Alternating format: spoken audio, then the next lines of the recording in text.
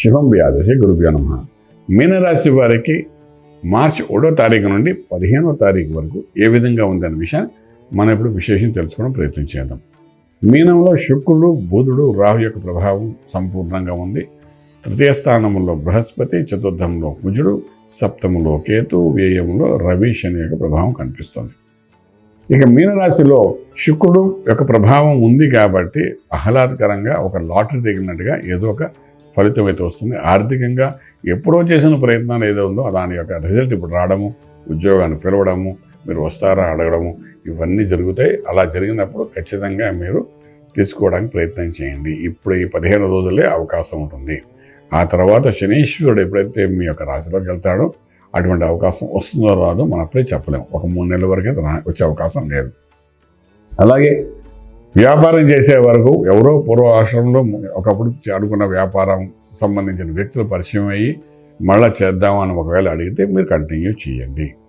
ఎందుకంటే ఈ 15 రోజులు ఇటువంటి డెవలప్మెంట్స్ అన్నీ కనబడతాయి కాబట్టి.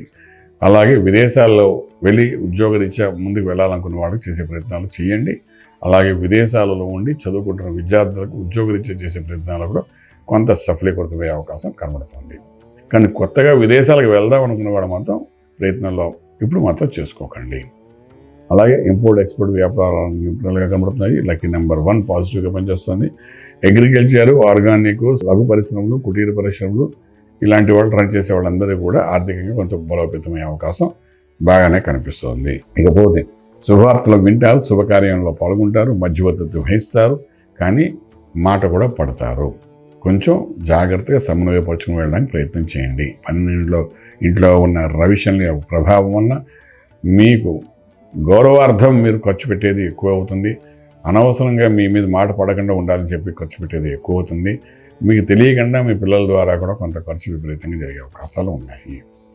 ఇక మంత్రం దగ్గరకు వచ్చినప్పుడు సాధన చేసేటప్పుడు ఇక్కడ గురు మంత్ర సాధన, ఎవరిని మీరు గురువుగా భావిస్తారో వారి యొక్క మంత్ర సాధన చేసుకుంటూ 15 రోజులు చేయడం చాలా అవసరం పడుతుంది. అది గణపతి అనుకోండి, బాబా అనుకోండి, దక్షిణామూర్తి అనుకోండి, లేకపోతే దత్తాత్రేయ వాడు అనుకోండి, వెంకటేశ్వర స్వామి అనుకోండి, ఆంజనేయ స్వామి అనుకోండి, ఎవరిని మీరు గురువుగా భావిస్తున్నారో ఆ గురు మంత్ర సాధన చేసుకుంటూ వెళ్ళడం ప్రయత్నించండి. కొన్ని సమస్యలకు మీకు తెలియకుండానే పరిష్కారం అవుతాయి. కొన్ని వస్తున్న సమస్యల మధ్యలోనే ఆగిపోతాయి.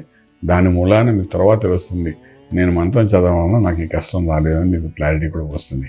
ఆ విధంగా చేసుకుంటే వెళ్ళండి, రాజమార్గంలో రాజ్యం పొందగలుగుతారు. శుభం వ్యాధ.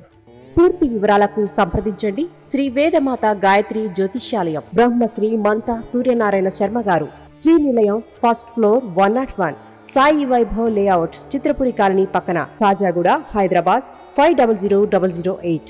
సంప్రదించవలసిన ఫోన్ నంబర్ 8855559147, 8855559148, 9849996644.